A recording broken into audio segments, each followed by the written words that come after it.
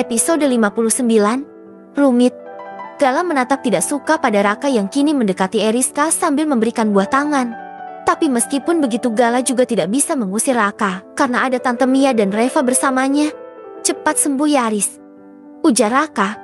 Eriska hanya tersenyum dan mengangguk. Gala langsung duduk di ranjang Eriska sambil menggenggam tangannya. Hal itu tentu saja membuat Raka cemburu. Tapi dia tahu kalau sekarang Raka tidak berhak untuk tangan Gala. Remaja yang dia sangsikan apakah benar putranya mengingat sepak terjang Ani yang seorang wanita penggilan. Meskipun di sudut hatinya mengatakan jika Gala memanglah putranya. Tapi entah kenapa rasa tidak percaya itu tetap ada. Brian tidak akan meminta tes DNA karena dia juga tidak mau menyakiti Ani. Brian tidak ingin Ani berpikir bahwa dia tidak percaya terhadapnya.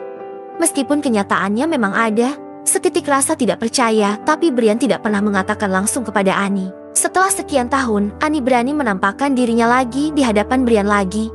Meskipun dengan sedikit ketakutan karena pasti apa yang telah dia lakukan ini akan membuat Brian murka. Tapi Ani tetap harus melakukannya. Apa yang kau inginkan? Apakah uangmu sudah habis? Atau sekarang kau sudah terlalu berani menampakkan diri lagi di hadapanku? Tanya Brian dengan nada yang dingin. Sejujurnya yang membuat Brian benci terhadap wanita ini karena Ani lebih memilih berpisah dengan Brian dan menerima uang dari papanya. Hati suami mana yang tidak sakit jika wanita yang begitu dia cintai memilih berpisah daripada mempertahankan hanya karena ancaman Harry dan juga kehadiran Mia. Saat itu Brian begitu terpuruk dan langsung membenci Ani karena keegoisannya. Aku menyerah mas. Aku tidak bisa menjalani kehidupan seperti ini terus-menerus. Papamu tetap ingin melenyapkanku lewat Gala. Aku tahu kalau aku tidak akan selamat meskipun bersembunyi kemanapun. Ani menangis. Dia tidak bisa jika harus hidup dengan teror dan ancaman yang tiada henti. Maksudmu? Brian menaikkan sebelah alisnya. Mas, kemarin malam ada yang melepaskan batu sebesar bola basket ke arah jendela rumahku hingga membuat kacanya pecah.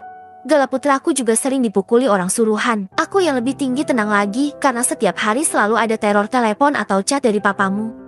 Aku tahu dia membenciku seperti kamu membenciku. Tapi apakah aku tidak bisa benar-benar lepas dari kalian? Aku sudah berusaha jauh. Pergi keluar kota. Tapi kami harus kembali lagi karena aku tidak sanggup membawa Gala jauh. Tolong mas, rawat Gala. Seperti kamu merawat Raka dan Reva. Tolong jangan benci dia, karena Gala adalah putramu. Putra kandungmu. Tolong biarkan dia ada di dalam perlindunganmu. Brian terdiam. Dia tidak tahu jika selama ini Ani dan Gala mendapatkan teror dari sang ayah. Baiklah, aku akan membawa Gala bersamaku, tapi kamu tidak boleh mengambilnya kembali. Dek, inilah yang ditakutkan oleh Ani. Dia akan dipisahkan oleh Gala kalau dia menyerahkan putranya. Aku tidak, apa-apa. Asalkan Gala baik-baik saja. Aku juga pasti akan baik. Aku tidak mau anakku terluka lagi. Brian menghela nafas. Mungkin hanya dengan cara ini, dia bisa memberikan haknya kepada Gala sebagai seorang ayah yang selama ini tidak pernah ada untuknya. Eriska sudah diperbolehkan pulang, tentu diantar oleh Raka dan Reva. Karena pagi tadi kedua kakak beradik itu menjemput Eriska di rumah sakit. Eriska tidak mendapatkan kabar dari Gala sejak semalam, entah kemana pergilah kekasihnya itu. Gala tidak bisa dihubungi, dan pagi ini Gala juga tidak terlihat. Perasaan Eriska tidak enak. Sebenarnya apa yang terjadi dengan Gala? Kenapa cowoknya itu tiba-tiba menghilang seperti ini? Riz, ayo aku bantu ke kamar, ujar Raka membuyarkan lamunan Eriska. Tidak perlu, ada Mama dan Minah yang antar aku, jawab Eriska. Enggak apa-apa, aku bisa kok. Kenapa kamu sekarang menghindar dariku terus? Tanya Raka dengan tatapan sendu. Raka, aku sekarang udah sama Gala. Aku enggak mau Gala salah paham sama aku.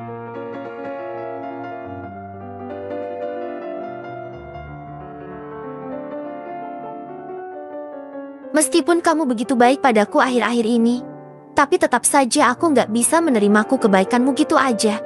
Gala yang selalu ada buat aku selama kamu menyakitiku.